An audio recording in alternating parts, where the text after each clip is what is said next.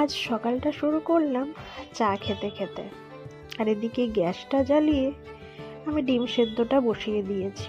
শ্বশুরমশাইয়ের আবদার, আজকে ডিম সেদ্ধ আর পাউরুটি খাবে। আর একপাশে আমি দোকানের ফুলকপিটা বসিয়ে দিয়েছি। আমি একটু চেষ্টা করি দোকানে একটু নিত্য নতুন কিছু খাবার তৈরি করার। আর এদিকে দোকানের মটর সিদ্ধ বসিয়ে দিয়েছি ঘুগনি করার জন্য। এদিকে আমার শ্বশুরমশাইয়ের পাউরুটি আর ডিম সিদ্ধ রেডি হয়ে গেছে। আর এদিকে ঘন্টু সোনা এখনো ঘুম থেকে ওঠেনি, এত দুষ্টু হয়েছে।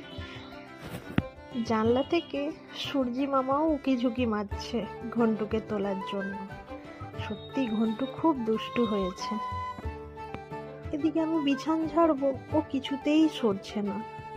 কি করব বলো, ওরা তো পশু, ওরা তো কিছু বোঝে না বলো।